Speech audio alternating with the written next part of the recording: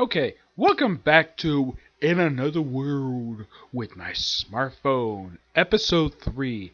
This one covering the last 4 episodes of the series. The first episode is basically Toya and the girls. This is basically pick up where episode 8 left off, where they're in Eshan. And basically, they're there to see the ruins. Like, okay, so they're not going to see ruins just yet. They want to find out where the ruins is. And so they go to visit, use, go to her house, and you can meet like one of her servants. Yeah, apparently she comes from a very wealthy family. And meet her mother, one of a person. Toya introduces himself, and he's very friendly to her. And well, and they find out where her brother is, and basically he takes care of. Like he sees that his where her brother is basically it's a fort under siege by a bunch of undead soldiers in onigumi mask. And he just uses gate to go inside the complex where Yu's brother is, and he basically like so he seems like he points his sword like, "Who are you?" He says, "I'm Toya. I'm a friend of your sister. Your sister's one of my companions." He's like, "You're a friend of my sister." And then he opens up gate, and poof, sister comes out. He comes first and hugs her brother. Of course, yeah, of course she coming first. Yep. And Russ comes in, and Toya's like, okay, I'm gonna do a couple things. First, I'm gonna heal all these soldiers. Massive all heal. And then he's like, okay, I'm gonna take out the soldiers next. And he's lightning spear quick, that's it. And then Toya meets Yu's father. Now, first you have Yosima basically meeting him first, basically because she's the princess, and she uses Toya as her fiance. He's like, whoa, he's like, and she's like, just roll with it. Okay, so they kind of reveal that the people at the war with are, well, the person who actually is one launching this war is not the person they think it is. It's actually one of the generals, one of this daimyo lord, and he basically had imprisoned all the other generals. Basically, we get introduced to Tabaki, I believe that's her name. She's a ninja, and here's the thing: Toya in the anime doesn't bring up the fact she's a ninja. Nope. And basically, she confirms the suspicions, and they still basically her, Lem, and Toya break into the fortress. Yeah, they break in, and they can't use gate to they get inside the fortress, but they say they go invisible first to go through the force field. And Lem is like, like he sees that Tabaki's got big breasts, and then she starts groping her. And at one point, almost looked like that she's about to basically strip her. And she convinces her that it's Toya doing it, despite the fact she's the one doing it. She does pop up a little bit later after this episode. She pops up in the very next episode in a brief cameo wearing a bikini. I'll get to that. They break in, and they break out the first general, use molding, free him from the wooden cell, free the other ones, no problem. And then they confront the guy behind all this, and he's just a guy with basically a metal object in his eye. I think he's basically Mexican Pegasus from Yu-Gi-Oh! And then they bring out the daimyo lord who they all have respect for, and they can't attack. And Tori's like, bang, kills him. He's like, what? I didn't owe him anything. And they're like, yeah, you got that right. It's okay. And then of course, nothing can stop me as long as I have this alongside this object. I'm immortal. And then Toya's like, snap, take the object. Lem basically is like, cool object. The purpose is become by evil. And then Toya fires his gun at it and destroys it. It's like, oh crap, then die. Bam, that's it. Also, prior to this, he also took a privilege to eliminate all the rest of the Ungumi soldiers, and the battles pretty much resolved really easily. And by the way, how they get to this particular place is that he uses recall. First, he uses on Yui, and then he uses it on Tabaki, and then the old guy, just cause. And then they go to where the ruins are, well, basically on the island, and there's a beach, and of course everyone's like relaxed. It's like, maybe we should bring our swimsuits. So the very next episode, it's a beach episode. So they go back to Belfast to get some swimsuits, and apparently they invited pretty much, with the exception of Yu's family, like everybody who has appeared in the series. Like, basically, Toy invited his house staff. He invited the woman who ran the inn. Basically, he ran the woman who ran the cafe. That's also in town. Invited the royal family. Charlotte is there, and she's quite funny. And they pretty much invited the tailor who appeared back in the pilot. Yeah, everybody basically came. Of course, oh, thank you for inviting us. And of course, they all changed them. So we see the queen and the duchess basically just sunbathing. Yep, in their bikinis and get himself a tan. I thought it was so funny. I'm surprised they didn't have a scene where Toya tells the king and the duke, "Hey, why don't you put suntan lotion on your wives?" I'm surprised they didn't bring that up. So, and we also see the king and the duke and the tailor doing a race in the water. Yeah, they basically swim. And we see all the girls in their bikinis. It's like, and he's like, and of course he sees, like, and he brings us like, I wonder if they, it's like, he wonders about the one maid basically who's got big breasts. Like, I wonder if they float. And everybody's like, oh, he posts behind him. It's like, what float? Like, oh, floating devices. Yep. Also, we also have Sushi and Regina, who is one of his maids. They appear like one-piece swimsuits, and well, Toya decided to take a picture of them and commit memory. And of course, yeah, and they weren't shocked. A lot of people, when he takes a picture, everybody's always shocked by it. But these two, nah. It's like, oh, okay. Regarding the moment, of course, see the girls later on, and they had the four main girls, and they're playing volleyball. Yep, and they figure out a way to get underwater. Well, Toya tries some down there, but can't exactly breathe, so he needs a particular spell. And Charlotte basically is there wearing also one piece, though it's a white swimsuit. And when it gets wet, you can see everything. It's a see-through swimsuit. Yeah, and she pretty much spends the rest of the episode wearing this damn swimsuit. Yeah, and of course, Lem basically thought of a good idea to grope her butt. Yep, because she can.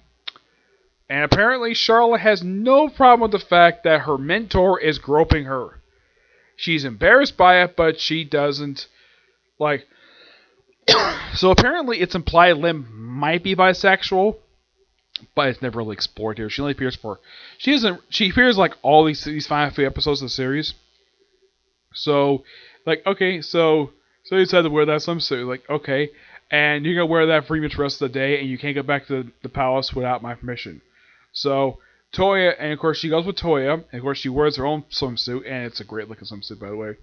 So like, okay, of course they need to figure out a way to bring it in the water, and Charlie can't think of it, and Kaka's like, I know somebody who can help you with that, the Black Monarch.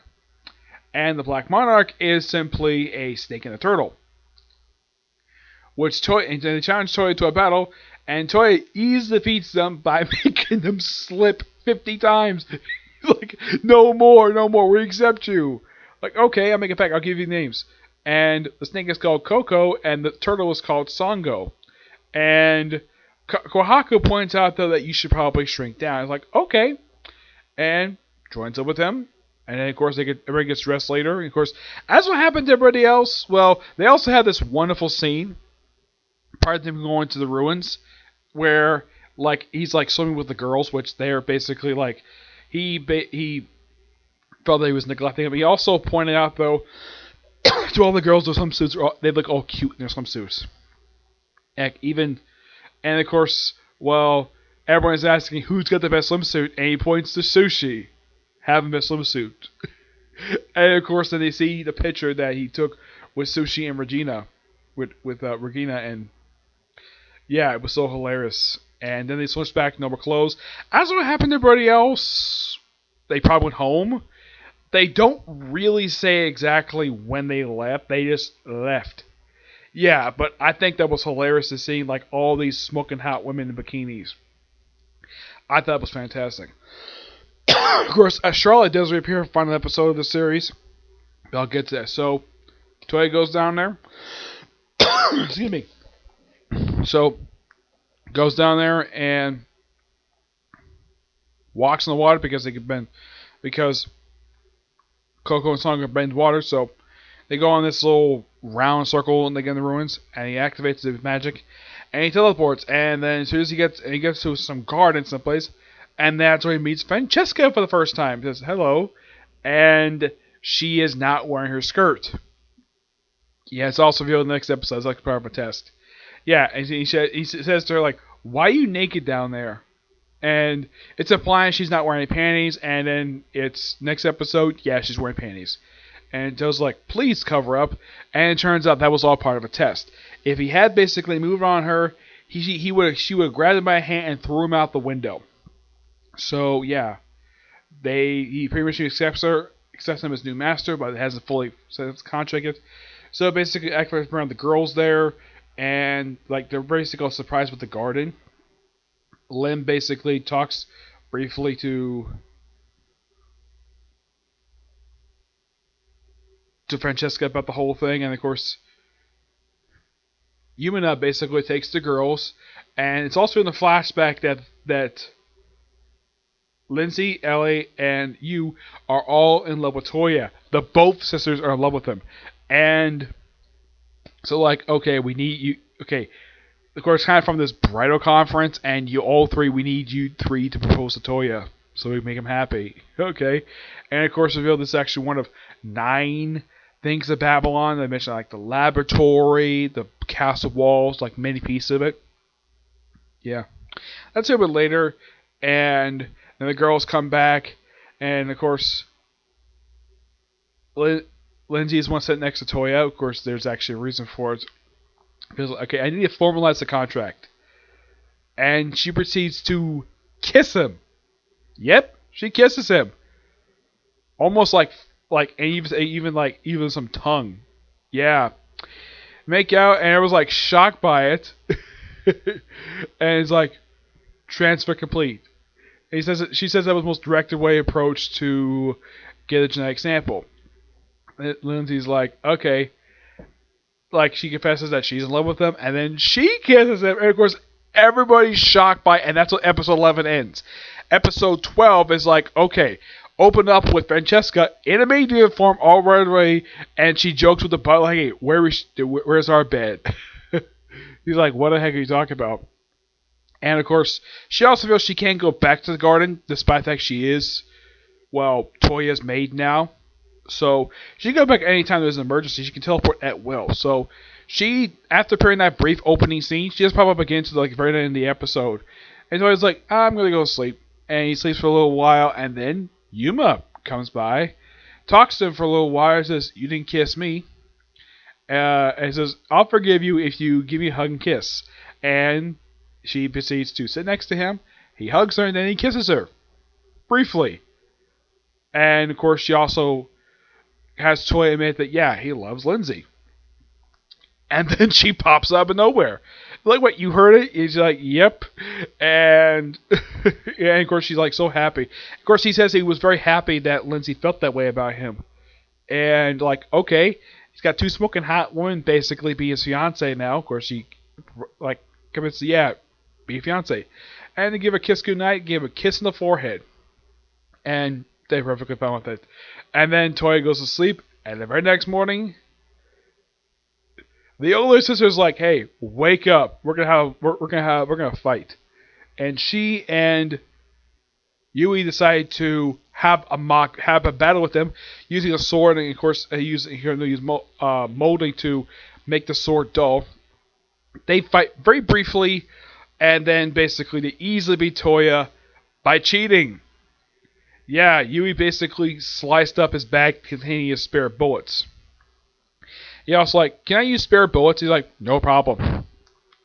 And of course they reveal they want to be the same position as, well, they are too. He says, okay, and of course then he, well, proceeds to, like, sort of accept it in a way, of course, give time to think about it. And then he goes visit God. Yep. Goes visit him.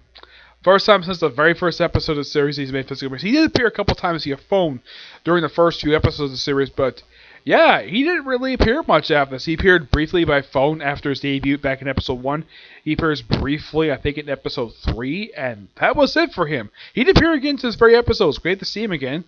And he, of course, tells him a situation with the whole having 4 fiancés. He's like, okay, I'm going to call a consultant. We see the debut of the goddess of love. Yeah, the anime heard there was a goddess. Yeah, but they don't give her an actual name. And she's voiced by Jerry Marsuri. Yes, I can tell by her voice. But here's kind of the strange thing. There is no English dub credit for her. Even the credits, I'm like, really? Why is there no credit for her? And she basically comes with cliches, and it's okay, just basically talking for a while. Of course, she basically also puts her hand in her chest, because of course she does. Also, she reveals that she was responsible for the cliche halfback episode 8, with Toya walking on the girls while they're changing. Yeah, she was the one who did that. And then he basically thinks over, tells the girls that, yeah, I'll marry you, but not yet. And like, okay, perfectly fine. And then Yuma's like, okay, we've already basically myself and Lindsay have already kissed him. You two kiss him now. And then of course, well, but before that, we have him meet Regina Babylon, the smoking hot inventor of the place, and apparently she decided to show off her panties. I mean, the way she sits in the chair that she appears in the episode, she's almost act like she's Sharon Stone from Basic Instinct. At least she's wearing panties, because Sharon Stone, there's an infamous scene from the movie. I've seen a clip. I didn't see what was the full thing of it, where it was revealed she wasn't wearing panties. Yeah, and apparently her pipe is also the same color as panties. Like, yeah, she reveals that she knows for the whole situation of him and the girls, and she'll accept it. Like, okay, talk to her, and then of course, then that's when he tells the girls, and then before he kisses her, of course, she gets knocked out, and it's like, usually just wait until after I did that. That's what Huey said, and then basically it's revealed by Lem via Francesca that Toya is going to take 9 wives, and Lem is going to be one of them, along with Sushi. Yeah, she's going to be one of the 9 fiancés. We do see a brief cameo by 3 other women who actually don't appear in the series because we don't have a second season. We see the anime debut of Sakura, who was a demon, well, basically daughter of a demon. Lucia Via Regis, who's from an empire, and another princess, Hildegard Menace Laetitia. Yeah, if these 3 make a brief cameo in this episode, this is technically their anime debut, but yeah, they tease basically that, yeah, these 9 women are going to be Toya's wives. And then we have the credits, and we see a brief appearance by Ende, who appears very briefly, and he apparently shows up. He's got a strange coin. Toya basically pays for his snack, and they talk for a bit, and he apparently is interested in the object in his pocket, and, well, that's it. Ende was a character in the light novels. Now, in case you're wondering about Sakura, Lucia, and Helgard, they actually appeared in Book 6. Yes, that was their debut. I haven't read it yet, but that's their debut appearance. Yep. And it's interesting, though, they throw these 3 women in the final episode of the series. Probably tease the fact we might get another season, but who knows? I mean, it left door open, and there's plenty of material to do with a second season to show. Yes, plenty of material. There are 17 books that can adapt from. Do it. Yeah. All in all, these 4 episodes were really good, fun, funny, and does up something aside from the future wives thing. It does up another plot thread, finding the other Babylons. Okay, the Babylons are, aside from the garden, you have the laboratory, the castle walls. Yeah, they reveal various other ones. Let's see if I can find them here. It's let's see. Let's see if I can find them here. They reveal.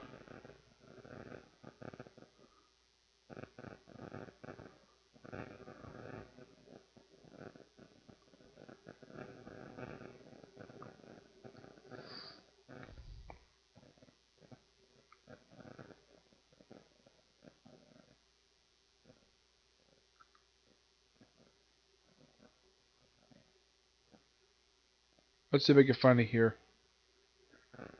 The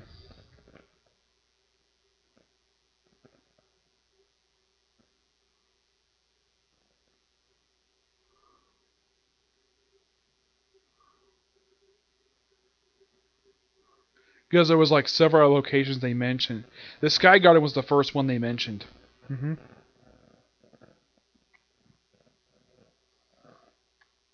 There's also the hangar, the library, the research laboratory, storehouse, Tower of Babylon, probably reference to the real life Tower of Babylon. Yeah. The workshop. Yeah.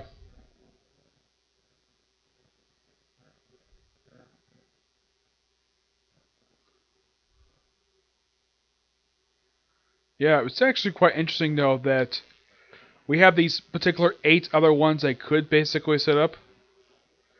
Like, we have approximately 2 plot threads set up in the very last episode. The finding of these other 8 Babylons. Lim basically be interested in the library, and there's actually a good reason for that, and something developed with her later. But yeah, 2 plot threads, the wives and the Babylons. Good plot thread set up, but who knows if we're going to have a second season or not. But this series is really good. It's only 12 episodes. It adapts the first 3 books of the series pretty faithfully. And I keep thinking, okay, we have this great series and no season 2. It's been 3 years. And I don't see why there can't be a season 2. I would think, though, that the series is probably, by Funimation's perspective, probably get a lot of positive reception. And you could get season 2 out of this. I would make it long at 12 episodes, mind you. Like, I would definitely keep it to 4-episode format because I think 4 episodes is definitely enough to cover how much is basically detailed in the novels. I mean, you get some stuff here and there. I would say the stuff they cut from this thing was... It's been a little while since I've read book 3. I would say the stuff they cut was minor at best, but yeah, they were pretty faithful. I mean, they did rearrange a couple minor things, but it's very faithful to book 3 for most of these episodes, these last 4. And keep it a 4-episode format, it'll be perfectly fine. Like, you can have next 3 books basically adapted for 4 episodes a piece. Just keep it like that. Or you can have another episode basically just, well, you could have, like, maybe you could do like another one, but I would probably have season 2 be longer than season 1, probably because of how good it was. Yeah, just make it as good as season 1, and keep the same voice cast and same direction. You can make some minor changes here and there, but be as faithful to light novels as you were for the first season. Yeah, I mean, you can, if they do like more than, like, let's say 3, if they do, let's say 6, I would probably recommend just doing 24 episodes, covering 4 episodes per book. That's just my opinion anyways. But it all depends on the studio when they actually do a season 2. Whenever that will be. I hope it's sometime in the near future because damn good series. Okay, so that's it for this particular review. My next anime series I'm going to do will be Claymore. Yes, that will be my next official series I will do. Yep, because, well, finished up Nowhere on my smartphone, so Claymore is my next one. I'm reading the manga right. I'm almost on the manga, so even though the anime didn't technically finish adapting the manga, but I'm going to finish reading the manga just so I can watch the anime not knowing the fact that I finished the manga. I did the same thing with the last series I did this with was Flames of Recca, where even though the series was fully adapted from the manga, but I read the whole manga before I watched the anime. Yeah, we expect to see that review sometime in the near future, probably next few days, okay? See you in the next video. Bye.